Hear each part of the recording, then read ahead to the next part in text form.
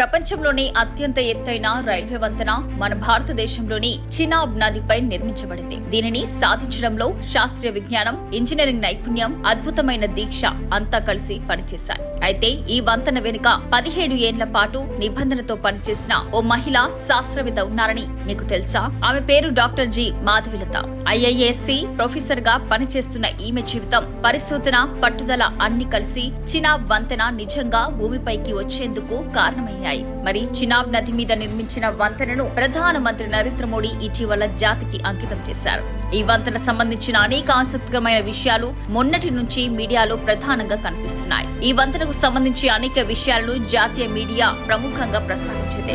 జమ్మూ కాశ్మీర్లోని చినాబ్ నదిపై నిర్మించిన బ్రిడ్జ్ ని దేశ ప్రధాని నరేంద్ర మోడీ ప్రారంభించారు. అది ప్రపంచంలోని అత్యంత రైల్వే వంతెన. ఈ వంతెన ఉదంపూర్, బారాముల్లా నుంచి శ్రీనగర్ రైల్వే లింకులను కలుపుకుంది. ఈ ప్రాజెక్టును 2003లో ఆమోదించారు. ఇక ఈ వంతెన నిర్మాణం విజయవంతం కావడానికి ప్రధాన కారకులలో ఒకరు ప్రొఫెసర్ జి మాధవిలత. ఈమె బెంగళూరులోని ఇండియన్ ఇన్స్టిట్యూట్ ఆఫ్ సైన్స్ లో ప్రొఫెసర్ గా పనిచేస్తున్నారు. అయితే చినాబ్ వంతెన నిర్మాణంలో ఆమె జియో టెక్నికల్ కన్సల్టెంట్ గా పనిచేశారు. దాదాపు 17 సంవత్సరాలు ఆమె ఈ క్రతువులో పాల్గొంది. ఈ వంతెన నిర్మించిన కాంట్రాక్ట్ సంస్థ ఇక ఆఫ్ఘన్స్ లో కలిసి ఆమె పనిచేశారు. వంతెన నిర్మాణం, ప్రణాళిక రూపకల్పన, వంతెన నిర్మాణ సమయంలో ఎదురయ్యే అడ్డంకులపై తీవ్రంగా పరిశోధన చేశారు. ఆమె ఇచ్చిన నివేదిక తర్వాతే ఈ వంతెన నిర్మాణ పనులు వేగంగా సాగాయి. డాక్టర్ లత బెంగళూరులోని ఇండియన్ ఇన్స్టిట్యూట్ ఆఫ్ సైన్స్ లో HAG ప్రొఫెసర్ గా పనిచేస్తున్నారు. మాధవిలత 1992లో JNTU కాకినాడ నుంచి సివిల్ ఇంజనీరింగ్ లో బీటెక్ పూర్తి చేశారు. అక్కడ ఆమె డిస్టింక్షన్ లో ఫస్ట్ క్లాస్ లో పాస్ అయ్యారు. ఆ తర్వాత వరంగల్లోని నేషనల్ ఇన్స్టిట్యూట్ ఆఫ్ టెక్నాలజీలో MTech పూర్తి చేసి గోల్డ్ మెడల్ సాధించారు. ఇక MTech లో ఆమె జియో టెక్నికల్ ఇంజనీరింగ్ ను స్పెషలైజేషన్ గా ఎంచుకున్నారు. ఆ తర్వాత 2000 సంవత్సరంలో మాధవిలత IIT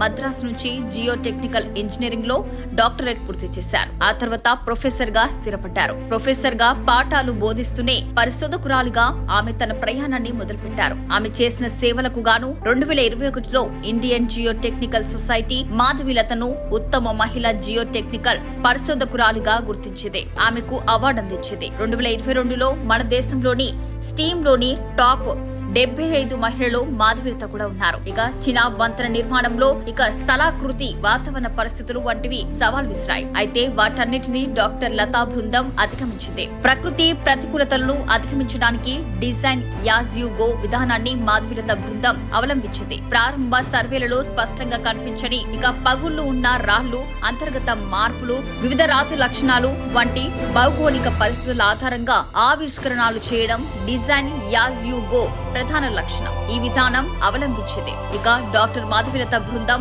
చినాబ్ నదిపై బ్రిడ్జ్ నిర్మాణంలో కీలక పనిచేసింది. నిర్మాణ సమయంలో వారు వాస్తవ రాత్రి ద్రవ్య రాశి పరిస్థితులను కనుగొన్నారు. వాటి చుట్టూ పనిచేయడానికి ముందు సంక్లిష్టమైన గగన అలాగే డిజైన్ మార్పులను నిర్వహించారు. స్థిరత్వానికి మెరుగుపరచడానికి రాతి యాంకర్ ను రూపకల్పన చేశారు. ఇక ఇటీవల Madhavilatha Indian geotechnical journal మహిళ ప్రత్యేక సంచికలో design as you go the case study of Chenab railway bridge అనే విశిక్షణతో ఒక జనరల్ ను కూడా ప్రచురించింది. ఇక వంతెన రూపకల్పన, నిర్మాణం, ఎదురైన ఆటంకాలు, చవి చూసిన ప్రతికూలత గురించి అందులో మాధవిలత పేర్కొన్నారు.